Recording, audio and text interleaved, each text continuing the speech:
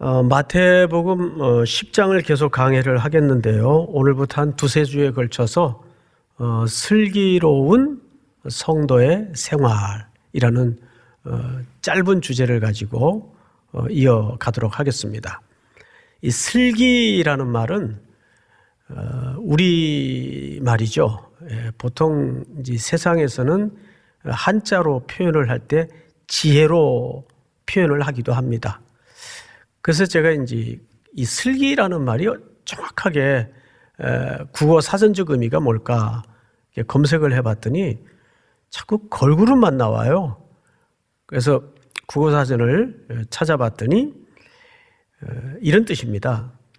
사물의 이치를 빨리 깨닫고 사물을 처리하는 방도를 옳게 잘 생각하여 처리하는 능력과 재간, 이 정도 사전적 의미를 담고 있다 그래요. 그러면 왜 우리에게 이런 지혜에 해당하는 슬기가 필요할까? 그래서 제가 이제 지혜라는 의미와 슬기라는 의미를 꼼꼼히 비교를 해보니까 훨씬 우리말 그 슬기라는 의미가 성경의 가르침과 뜻으로는 가깝다는 생각이 듭니다. 자, 그러면 우리에게 왜 이 슬기가 필요할까? 우리 지난주 한 해를 시작하면서 첫 주에 세 가지 올 한 해를 어떻게 걸어가야 할 것인가에 대해서 말씀을 좀 나누었었죠? 기억나십니까? 첫째가 뭐예요? 첫째가 거저 받았으니 거저 주라. 기억나시죠? 거저 받았으니 거저 주라. 그리고 두 번째가 뭐였죠? 오직 하나님만 바라보라. 그리고 세 번째가 평안의 복음을 빌라. 평안의 복음을 빌라 또는 복을 빌라. 같은 말이 될 텐데, 자, 그러려면 우리가 슬기로운 자세를 갖고 있어야 되는데, 지금 우리가 걸어갈 21년도라는 한 해뿐만 아니라 우리의 남은 생애가 이 당시에 직면해 있는 제자들의 상황과 별반 다르지 않다라는 생각이 들어요. 왜냐하면 16절을 한번 볼까요? 오늘 본문 첫 절인데, 보라 내가 너희를 보냄이 양을 어디로? 이리 가운데로 보낸가 같도다. 이리떼들은 호시탐탐 양들을 해치고 잡아먹는 역할로서 성경에 종종 등장하는 동물이죠. 그뿐만이 아니에요. 17절을 보니까 사람들을 삼가라 그들이 너희를 공회에 넘겨주겠고, 이 공회라는 말은 산에 들인 공회를 말하는 것이 아니고 산에 들인 공회를 얘기할 때는 단수를 써요. 여긴 복수를 쓴 걸로 봐서 지방에 있는 법정들, 그 법정의 권한은 40에 하나 감하는 매를 벌을 결정할 정도로 권한을 갖고 있어요. 그래서 여기서 공회는 지방의 자치적으로 움직이는 법정 정도로 이해를 하면 좋겠는데, 지역마다 있는 그런 법정입니다. 또 몇 절을 보시냐면 18절을 보세요. 총독들과 임금들 앞에 끌려가리니, 이것이 지금 보냄을 받은 제자들이 직면해야 되는 상황이에요. 또 여기에 멈추지 않고 21절을 볼까요? 장차 형제가 형제를, 아버지가 자식을 죽는 데 내주며 자식들이 부모를 대적하여 죽게 하리라. 이것이 어떤 사회적인 핍박에만, 환난에만 머무는 것이 아니라 가족 단위로도 고통을 겪어요. 또 나아가서 23절을 볼까요? 이 동네에서 너희를 박해하거든. 또 동네에서도 박해가 일어나요. 오늘 본문 전체의 그 기초가 제자들이 보내어지는 세상에 대한 묘사들입니다. 그리고 그 세상이 이 사도들과 제자들을 어떻게 대우할 것인가에 대한 적나라한 표현들이에요. 어쩌면 이 코로나 시대를 사는 우리 성도들에게도 똑같은 상황을 말하고 있는 듯 느껴집니다. 그렇기 때문에 예수님은 우리에게 오늘 이 23절까지의 본문을 통해서 세 가지를 부탁을 해요. 첫째, 16절을 다시 보십시다. 보라, 내가 너희를 보냄이 양을 이리 가운데로 보낸과 같도다. 그러므로 이제 이 첫 번째 예수님의 부탁입니다. 너희는 뱀같이 지혜롭고 비둘기같이 순결하라. 뱀과 비둘기도 참 안 어울리는 커플입니다만은 거기에 수식된 내용도 우리 느낌에는 공존할 수 없는 개념이에요. 뱀같이 지혜로운 것과 비둘기같이 순결한 것이 어떻게 함께 갈 수 있을까? 근데 예수님은 그래야 된다고 설명을 합니다. 여러분들의 학자들의 그 연구의 노고를 종합해 보면 뱀이 갖는 성경 전체 속에서의 특징은 두 가지입니다. 민첩성과 센시티브, 민감성입니다. 민첩하고 민감해라 그 말이에요. 이게 뱀이 갖는 공통적인 특징이에요. 오케이, 그러면 여기까지는 이해가 됐어요. 그런데 비둘기같이 뭐 하라고 돼 있죠? 순결하라고 돼 있단 말이에요. 이 비둘기는 성경에서 주로 이스라엘 백성들을 통칭할 때 자주 표현되곤 했던 은유법입니다. 우리 아가서 1장을 한번 볼까요? 내 사랑아, 너는 어여쁘고 어여쁘다. 내 눈이 뭐 같구나? 비둘기 같구나. 그러니까 이 비둘기는 예수님의 사랑의 대상인 신부, 즉 오늘로 얘기하면 성도들의 또 다른 표현으로 봐도 틀리지 않습니다. 한 군데만 더 볼까요? 아가서 2장. 우리 한번 같이 읽읍시다. 시작. 바위 틈 낭떠러지 은밀한 곳에 있는 나의 비둘기야, 내가 내 얼굴을 보게 하라. 내 소리를 듣게 하라. 내 소리는 부드럽고 내 얼굴은 아름답구나. 아멘. 그러니까 비둘기는 틀림없이 누굴 가리키죠? 예, 이스라엘 또는 우리 성도들을 지칭한단 말이에요. 근데 비둘기같이 뭐 하라고요? 순결하라 그랬어요. 도대체 순결이 뭘까? 순결은 성경적 전체 개념으로는 정확하게 제가 자주 드렸던 설명인데 나누이지 않는 마음. 그러니까 오로지 신랑만 바라볼 줄 아는 태도. 그게 순결한 거예요. 믿습니까? 자, 그러면 이게 이제 조화가 어려워요.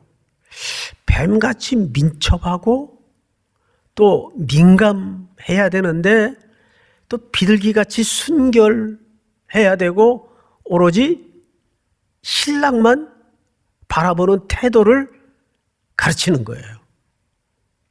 그래서 어제 내내 자료를 좀 이렇게 덮어놓고 주님께 여쭤봤어요.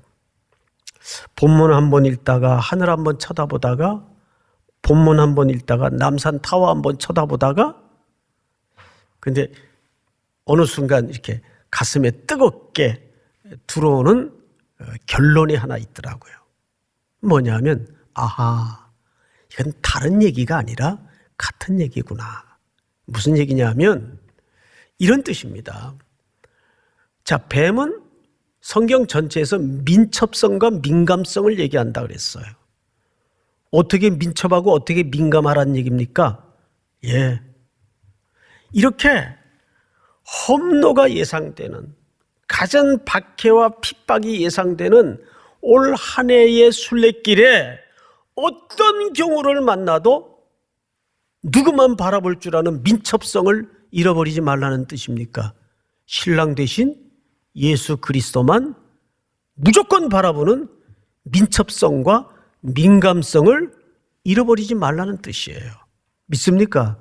그러니까 이 두 개의 이야기는 다른 얘기입니까? 결국 하나의 이야기입니까? 그렇죠. 하나의 이야기예요. 믿습니까? 이것이 슬기로운 성도들이 올 한 해 갖춰야 될 첫 번째 태도예요. 아하, 그렇구나. 어떤 힘겹고 나를 무너뜨릴 것 같은 지독한 압박 속에서도 우리는 어떻게 민첩해야 돼요? 얼른 하나님 옷자락을 붙들어야 돼. 재빨리 얼른 십자가의 긍휼을 붙들어야 돼요. 얼른 예수님의 손을 붙잡아야 돼요. 그게 뭐예요? 그게 뱀같이 지혜로운 동시에 비둘기같이 순결한 태도입니다. 그러니까 이 두 개의 얘기는 별개의 얘기일까요? 결국은 하나의 이야기일까요? 하나의 이야기예요. 할렐루야. 두 번째 우리 17절을 보십시다. 17절 제가 좀 읽겠습니다. 사람들을 삼가라. 그들이 너희를 공에 넘겨주겠고. 그들이라는 말은 사실 어떤 특정 집단을 얘기하는 게 아니라 세상이에요. 유대인, 이방인, 또 종교 지도자들, 이 당시에는 이들이 예수를 믿는 이유로 우리를 그렇게 넘긴다 그 말이죠. 18절 넘겨주겠고 그들의 회당에서 채찍질 하리라. 또 너희가 나로 말미암아 총독들과 임금들 앞에 끌려가리니 이는 그들과 이방인들에게 증거가 되게 하려 하심이라. 여러분, 이들이 우리를 넘기기도 하고 가두기도 하고 박해도 가하고 여러 가지 다양한 장르를 통해서 압박을 하고 핍박을 해요. 사실이에요. 거기서 그치는 것이 아니라 가족 단위에서도 이런 박해가 일어나요. 이런 박해 속에서 어떻게 해야 될 것인가? 성경은 어떻게 우리에게 대안을 설명할 것인가? 우리 성경을 좀 보십시다. 20절, 19절서부터 읽겠습니다. 너희를 넘겨줄 때에 어떻게 또는 무엇을 말할까 염려하지 말라. 그때 너희에게 할 말을 주시리니. 우리 20절을 중요하니까 한번 같이 읽겠습니다. 시작. 말하는 이는 너희가 아니라 너희 속에서 말씀하시는 이 곧 너희 아버지의 성령이시니라. 여기 성령님이라는 수식어 앞에 수식어가 너희 아버지의 성령이라고 표현을 했어요. 아버지께서 뭘 주신다는 거죠? 성령을 주신다는 거예요. 너희 아버지의 성령이시니라. 여러분, 요한복음 15장을 한번 참고 구절로 제가 좀 읽어드리겠습니다. 15장 보시면 내가 아버지께로부터 너희에게 보낼 보혜사 곧 아버지께로부터 나오시는 진리의 성령이 오실 때 그가 나를 증언하실 것이요.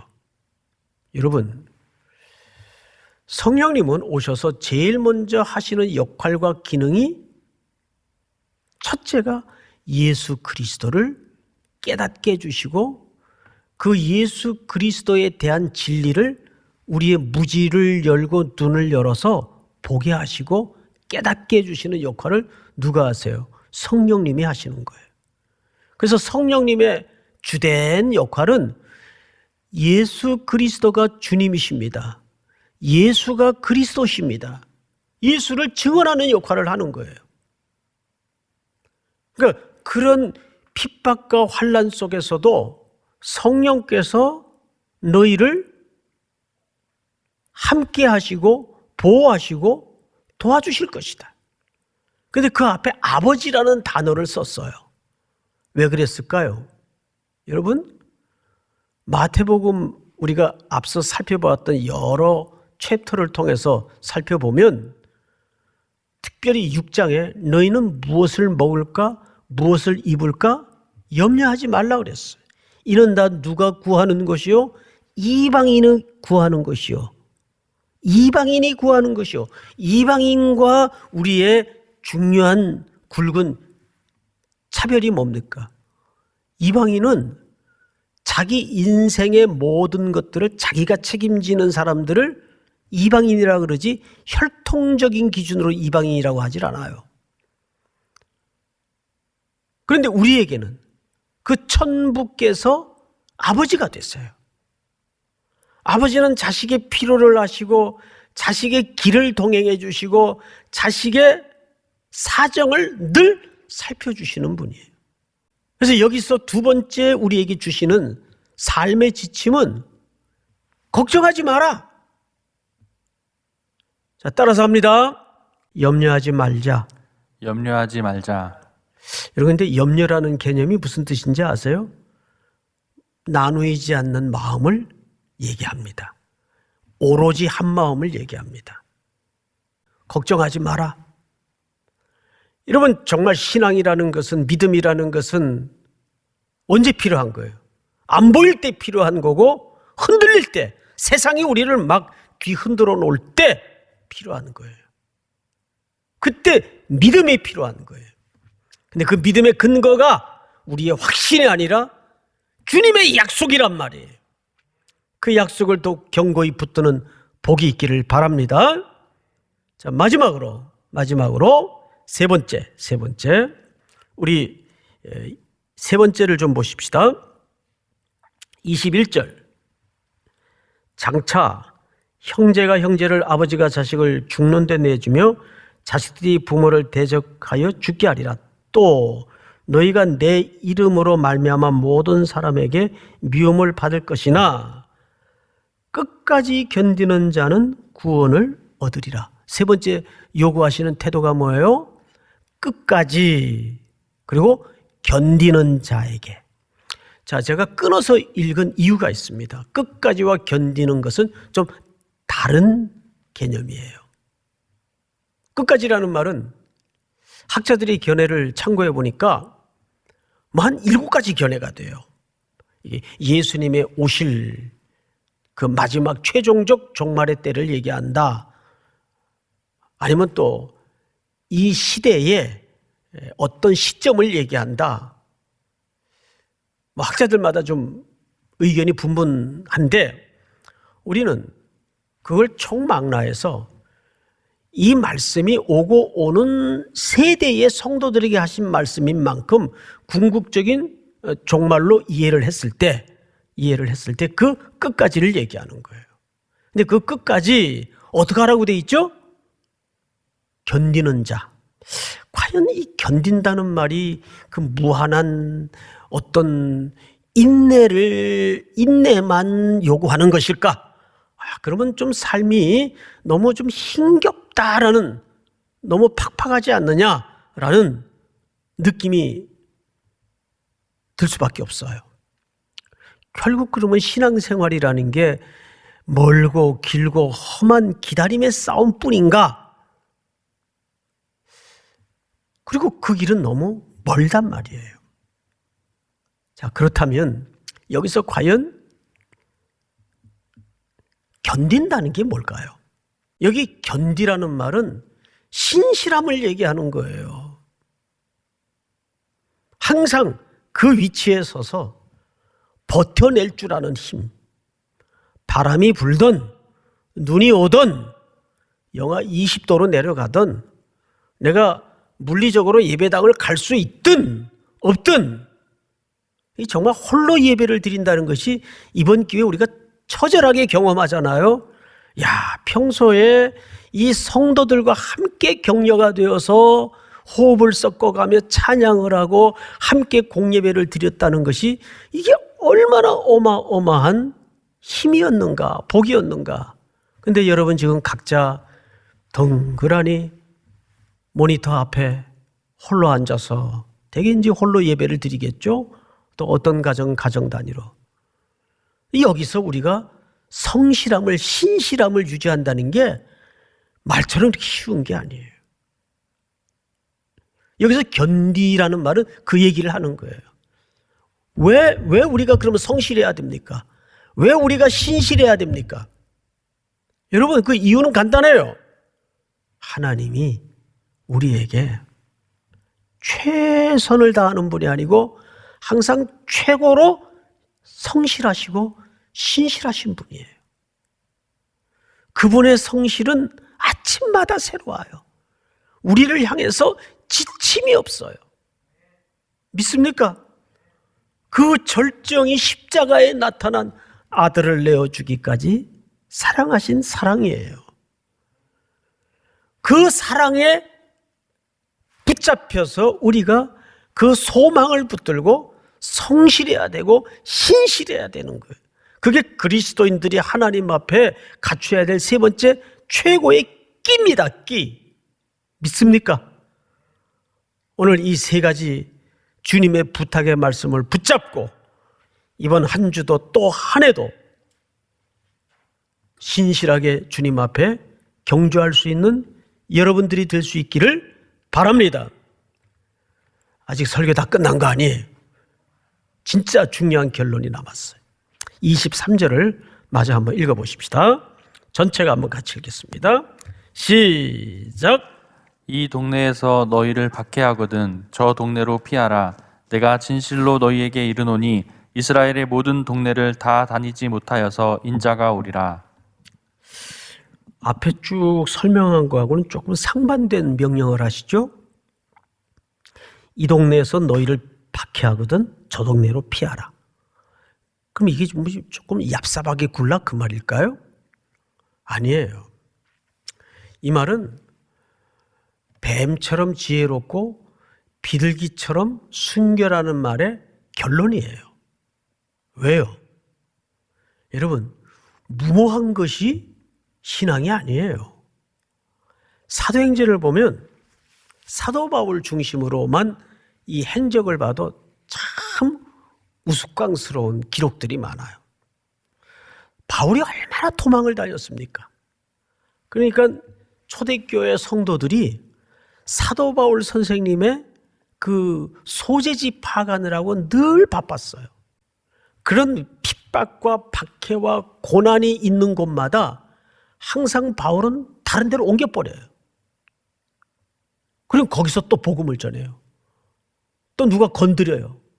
그러면 그들과 분투하여 내가 여기서 반드시 이 원수들을 이기고 말리라 그러지 않아요.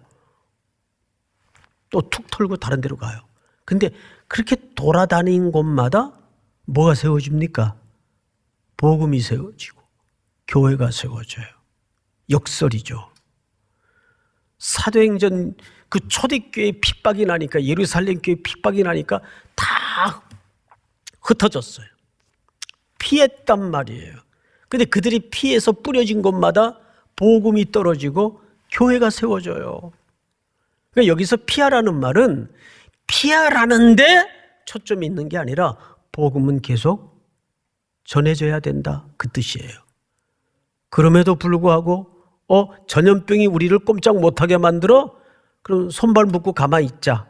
이 틈에 좀 쉬자. 온라인으로 하는 거예요. 피하라는 말은 도망가라. 거기에 초점이 있는 게 아니고 거기에 무모한 싸움을 벌여서 감정을 상하게 하지 말고 또 다른 곳에 가서 복음을 전해라 그 말이에요. 왜? 우리의 본업이 복음 전하는 데 있기 때문에. 믿습니까? 오늘 이 말씀이 우리 모든 3일의 성도들에게 굵은 원리가 되고 순종의 근거가 되는 복이 있기를 주님의 이름으로 축복합니다.